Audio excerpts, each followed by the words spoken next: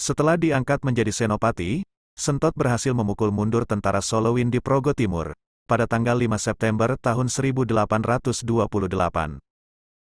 Beberapa minggu kemudian, Sentot juga berhasil memenangkan peperangan di Bagelen dan Banyumas. Strategi perang yang digunakan Sentot adalah penggerebekan dengan menggempur sekeras-kerasnya dengan pasukan penuh. Sentot juga dikenal pandai dalam perang gerilya. Gelar Basya atau Pasa diilhami oleh sosok Usama bin Zaid, Panglima Turki yang memimpin perang melawan bangsa Romawi. Dalam usia 17 tahun juga, Sentot Ali Basya juga dijuluki Napoleon Jawa. Sentot memimpin pasukan sebanyak 1.000 orang, dengan menyandang senjata dan mengenakan jubah dan sorban. Struktur pasukannya pun mirip seperti pasukan Turki Utsmani.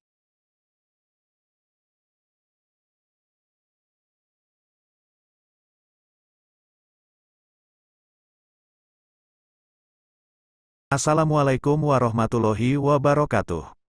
Bendara Raden Mas Mustahar, atau biasa dikenal dengan nama Pangeran Diponegoro, nama yang berkaitan dengan fajar, dalam istilah Jawa, sehingga berarti, sang bangsawan yang lahir pada fajarnya. Lahir di Kaputren, Keraton Yogyakarta, pada pukul 3,30 sampai 4,00, tanggal 11 November tahun 1785, tepat menjelang fajar, saat sahur pada 8 Muharram 1200 Hijriah. Dalam tarikh Jawa, hari kelahirannya itu sangat bertuah karena jatuh pada bulan Sura, bulan pertama dalam tahun Jawa, ketika secara tradisional, kerajaan baru didirikan dan gelombang sejarah baru dimulai. Lahir pada Jumat Wage merupakan hari penting dalam bacaan almanak atau primbon Jawa modern. Pangeran Diponegoro, tanggal 11 November tahun 1785 sampai 8 Januari tahun 1855, adalah salah seorang pahlawan nasional Republik Indonesia, yang memimpin Perang Diponegoro atau Perang Jawa, selama periode tahun 1825 hingga 1830, melawan pemerintah Hindia Belanda. Sejarah mencatat, Perang Diponegoro atau Perang Jawa, dikenal sebagai perang yang menelan korban terbanyak dalam sejarah Indonesia, yakni 8.000 korban serdadu Hindia Belanda, 7.000 pribumi, dan 200.000 orang Jawa serta kerugian materi 25 juta gulden. Diponegoro lahir di Yogyakarta pada tanggal 11 November tahun 1785, dari ibu yang merupakan seorang selir atau garwa ampean, bernama Raden Ajeng Mangkarawati, dari Pacitan dan ayahnya bernama Gusti Raden Mas Suraja, yang di kemudian hari naik tahta bergelar Hamengkubuwono III. Pangeran Diponegoro, sewaktu dilahirkan bernama Bendara Raden Mas Mustahar, kemudian diubah menjadi Bendara Raden Mas Antawirya. Nama Islamnya adalah Abdul Hamid. Setelah ayahnya naik tahta, Bendara Raden Mas Antawirya diwisuda sebagai pangeran, dengan nama Bendara Pangeran Harya Dipanegara. Ketika dewasa, Pangeran Diponegoro menolak keinginan sang ayah untuk menjadi raja. Ia sendiri beralasan bahwa posisi ibunya yang bukan sebagai istri permaisuri, membuat dirinya merasa tidak layak untuk menduduki jabatan tersebut. Pangeran Diponegoro dikenal sebagai pribadi yang cerdas, banyak membaca, dan ahli di bidang hukum Islam Jawa. Dia juga lebih tertarik pada masalah-masalah keagamaan, ketimbang masalah pemerintahan keraton, dan membaur dengan rakyat. Sang pangeran juga lebih memilih tinggal di Tegalrejo, berdekatan dengan tempat tinggal eyang buyut putrinya, yakni Gusti Kangjeng Ratu Tegalrejo, permaisuri dari Sultan Hamengkubuwono I, daripada tinggal di keraton. Pangeran Diponegoro adalah seorang yang menggemari kuda, dan saat di Tegalrejo sebelum perang, memiliki lebih dari 60 orang Jawa untuk memelihara kudanya. Bak-bak air besar dari tembok untuk memberi minum kudanya, masih terlihat sampai kini. Kandang kuda dan istal pangeran begitu luas sampai Sentot muda, yang datang untuk hidup di Tegalrejo saat berumur 6 tahun. Setelah kakak perempuannya, Raden Ayu Maduretno menikah dengan pangeran, lebih mementingkan belajar naik kuda daripada menjadi santri. Saat mulai pecahnya Perang Jawa, kuda kekar hitam tunggangan Diponegoro, Kiai Gitayu atau Gentayu, dan ketangkasannya di atas pelana dicatat oleh komandan kavaleri Belanda. Saat perang, keahlian pangeran menunggang kuda sangat membantu dirinya untuk selamat, ketika sering bisa menghindari pengejaran di medan yang sulit. Terutama waktu menyeberang Kali Progo, di mana pangeran mengetahui semua area dangkal, yang bisa dipakai untuk mengarungi sungai lebar itu, tanpa dihanyutkan air.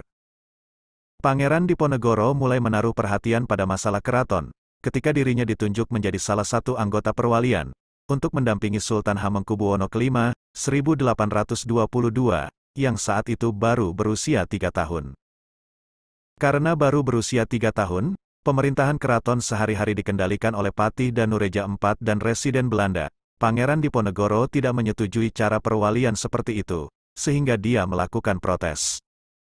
Dalam kehidupan sehari-harinya, Pangeran Diponegoro adalah pribadi yang menyukai sirih dan rokok sigaret Jawa, yang dilinting khusus dengan tangan, mengoleksi emas, dan berkebun.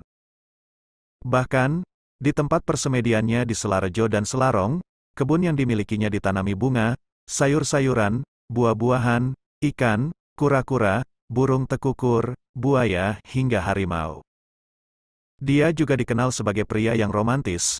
Pangeran Diponegoro setidaknya menikah beberapa kali dalam hidupnya. Sang pangeran pertama kali menikah pada usia 27 tahun, dengan Raden Ayu Retno Madubrongto, seorang guru agama dan putri kedua dari Kiai Gede Dadapan. Dari hasil pernikahan ini, Diponegoro memiliki anak laki-laki bernama Putra Diponegoro II. Pada tanggal 27 Februari tahun 1807, Pangeran Diponegoro kembali menikah untuk kedua kalinya, dengan putri dari Raden Tumenggung Natawijaya III, seorang bupati dari Panolan Jipang, Kesultanan Yogyakarta, bernama Raden Ajeng Supatmi, itu pun atas permintaan Sultan Hamengkubuwono III. Diponegoro kemudian bercerai, 3 tahun setelah pernikahannya tersebut, dan dianugerahi seorang anak bernama Pangeran Diponingrat, yang memiliki sifat arogan menurut Putra Diponegoro II. Pernikahan ketiga terjadi pada tahun 1808 dengan Raden Ajeng Retnadewati, seorang putri kiai di wilayah selatan Yogyakarta. Istri pertama dan ketiga pangeran, yakni Madubrongto dan Retnadewati meninggal ketika Diponegoro masih tinggal di Tegalrejo. Sang pangeran kemudian menikah kembali pada tahun 1810 dengan Raden Ayu Citrawati, puteri dari Raden Tumenggung Rangga Parwirasentika dengan salah satu istri selir. Namun, sang istri Raden Ayu Citrawati meninggal tidak lama setelah melahirkan anaknya. Akibat kerusuhan di Madiun, sang bayi kemudian diserahkan kepada Ki Tembi untuk diasuh dan diberi nama Singlon, nama samaran, dan terkenal dengan nama Raden Mas Singlon. Pangeran kembali menikah kelima kalinya, pada tanggal 28 September tahun 1814 dengan Raden Ayu Maduretno, putri dari Raden Rangga Prawiradirjo III dengan Ratu Maduretna, putri Hamengkubuwono II. Sang istri, Raden Ayu Maduretno merupakan saudara seayah dengan Sentot Prawiradirja, tetapi lain ibu. Raden Ayu Maduretno diangkat menjadi permaisuri, bergelar Kanjeng Ratu Kedaton pertama pada tanggal 18 Februari tahun 1828, ketika Pangeran Diponegoro dinobatkan sebagai Sultan Abdul Hamid. Pada Januari tahun 1828, sang pangeran kembali menikah untuk keenam kalinya, dengan Raden Ayu Retnoningrum, putri Pangeran Penengah atau Dipawiyana II. Ketujuh menikah dengan Raden Ayu Retnaningsih, putri Raden Tumenggung Sumaprawira, seorang bupati Jipang Kepadangan, dan kedelapan dengan Raden Ajeng Retnakumala, putri Kiai Guru Kasongan. Dari hasil beberapa kali pernikahannya tersebut, Pangeran Diponegoro memiliki 12 putra dan 5 orang putri, yang saat ini seluruh keturunannya tersebut hidup tersebar di berbagai penjuru dunia, termasuk Jawa, Madura, Sulawesi, Maluku, Australia, Serbia, Jerman, Belanda, dan Arab Saudi. Pangeran Diponegoro juga dikenal sebagai pribadi yang suka melucu dan bercanda. Terkadang, dia sangat benci dengan komandan tentaranya yang dianggapnya pengecut. Perang Diponegoro atau Perang Jawa, diawali dari keputusan dan tindakan Hindia Belanda, yang memasang patok-patok di atas lahan milik Diponegoro di desa Tegalrejo. Tindakan tersebut ditambah beberapa kelakuan Hindia Belanda, yang tidak menghargai adat istiadat setempat, dan eksploitasi berlebihan terhadap rakyat dengan pajak tinggi, membuat Pangeran Diponegoro semakin muak hingga mencetuskan sikap perlawanan sang pangeran. Di beberapa literatur yang ditulis oleh Hindia Belanda, menurut mantan Menteri Pendidikan dan Kebudayaan Profesor Wardiman Jojonegoro, terdapat pembelokan sejarah. Penyebab perlawanan Pangeran Diponegoro, karena sakit hati terhadap pemerintahan Hindia Belanda dan keraton, yang menolaknya menjadi raja. Padahal, perlawanan yang dilakukan disebabkan sang pangeran ingin melepaskan penderitaan rakyat miskin, dari sistem pajak Hindia Belanda dan membebaskan istana dari Madat. Keputusan dan sikap Pangeran Diponegoro, yang menentang Hindia Belanda secara terbuka, kemudian mendapat dukungan dan simpati dari rakyat. Atas saran dari sang paman, yakni GPH Mangkubumi, Pangeran Diponegoro menyingkir dari Tegalrejo dan membuat markas di Gua Selarong. Saat itu, Diponegoro menyatakan bahwa perlawanannya adalah perang sabil, perlawanan menghadapi kaum kafir. Semangat perang sabil, yang dikobarkan Diponegoro membawa pengaruh luas hingga ke wilayah Pacitan dan Kedu. Medan pertempuran perang Diponegoro mencakup Yogyakarta, Kedu, Bagelen, Surakarta, dan beberapa daerah seperti Banyumas, Wonosobo, Banjarnegara, Weleri, Pekalongan, Tegal, Semarang, Demak, Kudus, Purwodadi, Parakan, Magelang, Madiun, Pacitan, Kediri, Bojonegoro, Tuban, dan Surabaya. Sebelum dimulainya perang, Pangeran Dipanegara mendapatkan dukungan dari Sunan Pakubuwana ke-6 atau Raden Mas Saparan, dan dibantu oleh Tumenggung Prawira Dikdaya atau Raden Mas Panji Yuda Prawira, Bupati Gagatan saat itu. Tanggal 23 Mei tahun 1823, Pangeran Dipanegara menggalang kekuatan dengan para alim ulama, dan tokoh-tokoh yang berpengaruh di wilayah Mataram. Orang pertama yang dikunjungi adalah Kiai Abdani dan Kiai Anom di Bayat, Klaten. Selanjutnya bersama Pangeran Mangkubumi menemui Kiai Maja, Kiai kepercayaan Pakubuwana IV. Kemudian dengan diantar Kiai Maja, Pangeran Dipanegara menemui Tumenggung Prawira Dikdaya di Gagatan. Tumenggung Gagatan adalah kepercayaan susuhunan Pakubuwono ke-6. Pada tahun 1824, atas saran Kiai Maja dan Tumenggung Prawira Dikdaya, Pangeran Dipanegara menemui susuhunan Pakubuwana ke-6. Ternyata Raja Surakarta ini sangat mendukung perjuangan pamannya. Ia tidak hanya memberi dukungan dalam bentuk dana perang, tapi juga pasukan-pasukan keraton dan para senopati terpilih disediakan. Dukungan tersebut dideklarasikan dalam Sumpah Atirata atau Sumpah Hatirata, pada Rabu Wage 17 Pasa 1239 Hijriah atau 1752 Jawa, tanggal 5 Mei tahun 1825, bertempat di tempat yang saat ini masuk ke Deka Gagatan atau Ketoyan, Wonosegoro, Boyolali. Ketiganya adalah tokoh penting atau Tritunggal, di balik siasat perang Dipanegara. Tempat dilakukannya Sumpah Atirata ini, saat ini dinamakan Pesanggrahan Dinrah. Isi Sumpah Atirata adalah, Setia bekti ing Gusti Hangayomi sapadanik urip rila lega ing pati. Hami kukuhitan kena hama buang tilas tan gawe wisuna, tan ngowahi naluri tanah Jawa dadi raharja. Perjuangan Pangeran Dipanegara juga didukung oleh Sunan Pakubuwana ke-6, dan Sunan Pakubuwana ke-6 mendukung peperangan dengan menyediakan logistik dan persenjataan. Yang diserahkan dengan menyamar sedang bepergian untuk bertapa di berbagai tempat, sehingga dikenal sebagai Pangeran Bangun Tapa. Di antaranya di Gua Raja di lereng atas Gunung Merbabu, yang masuk wilayah Sela atau Sesela. Nama kuno wilayah ini yang muncul di kumpulan naskah Merapi Merbabu, salah satunya Gita Sinangsaya, dan di Alas Krendawahana. Pertemuan-pertemuan rahasia tersebut, untuk membicarakan situasi terkini, sekaligus membahas strategi perlawanan terhadap Belanda. Usai ditangkap dan diasingkannya Pangeran Dipanegara, Belanda menangkap Mas Pajang Suara, juru tulis keraton yang juga orang kepercayaan Pakubuwana ke-6, atau Ayahanda Pujangga kenamaan Ranggawarsita. Yang kemudian disiksa dan dibunuh karena tidak mau mengaku rahasia keterlibatan Pakubuwana ke-6 dengan Pangeran Dipanegara.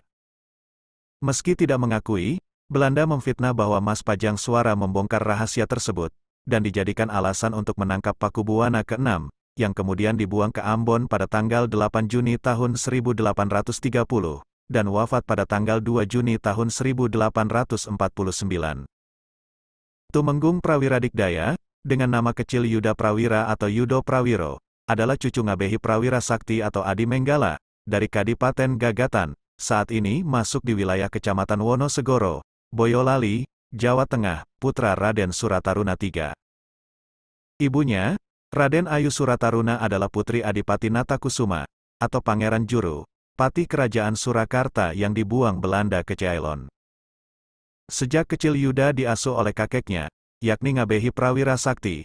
Setelah berusia 13 tahun, dia dikirim ke pondok pesantren Petingan di utara Yogyakarta, menjadi murid Syekh Kaliko Jipang atau Syekh Holik dari Jipang, penghulu besar keraton. Ngabehi Prawira Sakti dan Syekh Kalika, merupakan orang kepercayaan Pangeran Mangkubumi. Di pondok pesantren ini, bertemu dengan Raden Mas Antawirya atau Pangeran Dipanegara, yang saat itu berumur 8 tahun. Ketika Syekh Kalika meninggal tahun 1798, Antawirya dikirim ke pondok pesantren Melangi asuhan Kiai Taptajani. Sebagai saudara seperguruan, Antawirya lebih menguasai ilmu kepemimpinan, ilmu hukum, tarikh Islam dan filsafat. Sedangkan Yuda menguasai pengetahuan Islam dan puncak ilmu kesaktian, yang kemudian menjadi tambahan bekalnya saat menjadi Bupati Pamajegan, wilayah Tanah Raja yang menghasilkan pajak, di Gagatan bergelar Raden Tumenggung Prawira Dikdaya. Pada masa Pakubuwana ke-6 berkuasa, wilayah Gagatan meliputi Karanggede, Klego, Wonosegoro, hingga Juwangi. Menjelang Perang Jawa, Tumenggung Prawira Dikdaya mempersiapkan pertemuan Pangeran Dipanegara, bersama Pakubuwana ke-6 melakukan Sumpah Atirata. Dalam Perang Jawa, Tumenggung Prawira Dikdaya gugur dalam peperangan, dan dimakamkan di tempat pemakaman gurunya, Syekh Kalika, di Blunya Gede di utara Yogyakarta. Beberapa tokoh karismatik yang turut bergabung dengan Pangeran Diponegoro adalah Kiai Maja, Pakubuwana ke-6, dan Raden Tumenggung Prawira Dikdaya. Pangeran Diponegoro juga dibantu oleh putranya, bernama Bagus Singlon atau Ki Sodewa. Ki Sodewa melakukan peperangan di wilayah Kulon Progo dan Bagelen. Selain itu, ada beberapa ulama pendukung, yakni Kiai Imam Rafil, Bagelen, Kiai Imam Nawawi, Ngeluning Purwokerto, Kiai Hasan Basori, Banyumas, dan kiai-kiai lainnya. Kiai Maja IV atau Kiai Mojo, memiliki nama kecil Muslim Muhammad Khalifah, merupakan buyut Kiai Mojo pertama atau Raden Tumenggung Citrosoma, tahun 1788 sampai tahun 1820, cucu Kiai Mojo II, putra Kiai Mojo III. Kiai Maja III yang dikenal sebagai Kiai Baderan pertama, memiliki nama Iman Abdul Arif atau Ngabdul Ngarep, mendapat anugerah wilayah Maja, Mojowetan, Desa Tegalrejo, Kecamatan Sawit, Boyolali, dan Badran, saat ini masuk wilayah Sidowayah, Polanharjo, Klaten. Yang saat itu masuk wilayah Pajang, bagian dari Kasunanan Surakarta, sebagai tanah perdikan dari Pakubuwana ke-6. Muslim Muhammad Khalifah, yang kelahiran Maja meneruskan tugas ayahnya sebagai guru agama di Pondok Pesantren Maja, dan banyak putra dan putri dari Keraton Surakarta belajar di pesantrennya. Di kemudian hari, beliau terkenal sebagai Kiai Maja keempat. Ibu Kiai Maja, yakni Raden Ajeng Mursilah, adalah saudara perempuan Sultan Hamengkubuwono III. Jalinan persaudaraan dirinya dengan Pangeran Dipanegara kian erat, setelah Kiai Maja menikah dengan janda Pangeran Mangkubumi, yang merupakan paman dari Dipanegara. Tak heran, Dipanegara memanggil Kiai Maja dengan sebutan paman, meski relasi keduanya adalah saudara sepupu. Kiai Maja turut bergabung sejak hari pertama pasukan Dipanegara tiba di Gua Selarong. Pengaruh dukungan Kiai Maja terhadap perjuangan Diponegoro begitu kuat, karena ia memiliki banyak pengikut dari berbagai lapisan masyarakat. Kiai Maja yang dikenal sebagai ulama, penegak ajaran Islam ini bercita-cita, tanah Jawa dipimpin oleh pemimpin yang mendasarkan hukumnya pada syariat Islam. Semangat memerangi Belanda, yang merupakan musuh Islam dijadikan taktik perang suci. Oleh sebab itu, kekuatan Diponegoro kian mendapat dukungan, terutama dari tokoh-tokoh agama yang berafiliasi dengan Kiai Maja. Menurut Peter Carey, 2016, dalam Takdir, riwayat Pangeran Diponegoro tahun 1785 sampai tahun 1855 disebutkan, bahwa sebanyak 112 kiai, 31 haji, serta 15 syekh dan puluhan penghulu berhasil diajak bergabung. Pada tanggal 12 November tahun 1828, Kiai Maja dan para pengikutnya disergap di daerah Melangi, Sleman, dekat Sungai Bedok, kemudian dibawa ke Salatiga. Dalam penahanannya, Kiai Maja meminta agar para pengikutnya dibebaskan, dan menerima apapun keputusan Belanda terhadap dirinya. Belanda mengabulkan permintaan tersebut, dan hanya menyisakan Kiai Maja beserta orang-orang dekatnya dan beberapa tokoh berpengaruh, sementara sebagian besar pengikutnya dilepaskan. Tanggal 17 November tahun 1828, Kiai Mojo beserta orang-orang yang masih menyertainya dikirim ke Batavia, dan diputuskan akan diasingkan ke Tondano, Minahasa, Sulawesi Utara. Di tanah pembuangan, Kiai Maja terus berdakwah hingga wafat pada tanggal 20 Desember tahun 1849, di usianya yang ke-57 tahun. Perang Jawa sendiri berakhir 2 tahun setelah tidak adanya kubu Kiai Maja dari pasukan Dipanegara. Pendukung lainnya adalah Sentot Ali Basya Abdul Mustopo Prawirodirjo, atau dikenal dengan Sentot Ali Pasa atau Sentot Ali Basya. Putra dari Ronggo Prawirodirjo III yang menjabat sebagai Bupati Monjonegoro Timur, ipar Sultan Hamengkubuwono IV, yang terbunuh oleh Hindia Belanda pada zaman pemerintahan Gubernur Daendels. Menurut sejarawan Sukanto, Sentot bergabung pada tanggal 28 Juli tahun 1826, sedangkan menurut Peter Carey, Sentot bergabung ketika berumur 17 tahun, pada Agustus tahun 1825 di Selarong. Pada Agustus tahun 1828, salah satu panglima Diponegoro bernama Gusti Basah, gugur dan sebelum meninggal, ia meminta sang pangeran menunjuk Sentot sebagai penggantinya. Setelah diangkat menjadi senopati, Sentot berhasil memukul mundur tentara Solowin di Progo Timur, pada tanggal 5 September tahun 1828. Beberapa minggu kemudian, Sentot juga berhasil memenangkan peperangan di Bagelen dan Banyumas. Strategi perang yang digunakan Sentot adalah penggerebekan dengan menggempur sekeras-kerasnya dengan pasukan penuh. Sentot juga dikenal pandai dalam perang gerilya. Gelar Basya atau Pasa diilhami oleh sosok Usama bin Zaid, panglima Turki yang memimpin perang melawan bangsa Romawi. Dalam usia 17 tahun juga, Sentot Ali Basya juga dijuluki Napoleon Jawa. Sentot memimpin pasukan sebanyak 1.000 orang, dengan menyandang senjata dan mengenakan jubah dan sorban. Struktur pasukannya pun mirip seperti pasukan Turki Utsmani. Sentot juga berhasil memenangkan peperangan di Kroya, dan merampas 400 pucuk senjata, meriam berikut mesiunya serta menawan ratusan serdadu Hindia Belanda. Untuk menangkap Sentot, Jenderal de Kock membujuk Bupati Madiun, Prawiro-Diningrat, yang merupakan kakaknya, agar bersedia berunding dengan Hindia Belanda. Atas bujukan kakaknya tersebut, Sentot kemudian menerima tawaran Belanda untuk datang ke Yogyakarta, dan disambut dengan upacara militer seperti seorang jenderal, pada tanggal 24 Oktober tahun 1829 hingga akhirnya disergap dan ditangkap. Setelah menyerah dalam Perang Diponegoro, Sentot sempat dikirim ke Salatiga, Batavia, hingga akhirnya Hindia Belanda mengirimnya ke Sumatera Barat, untuk membasmi pemberontakan ulama dalam Perang Padri.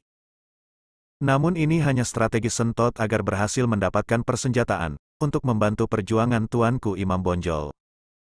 Sentot akhirnya ditahan Hindia Belanda dan dikirim kembali ke Batavia, pada Maret tahun 1833, dan ke Bengkulu pada Agustus tahun 1833, sebelum akhirnya wafat dalam usia 47 tahun, dalam pengasingan di Bengkulu pada tanggal 17 April tahun 1855. Kerta Pengalasan, lahir tahun 1795 dan wafat sekitar tahun 1866, adalah salah satu senopati Pangeran Diponegoro. Dia dipercaya oleh Pangeran Diponegoro, untuk memperkuat sistem pertahanan pusat negara di Pleret.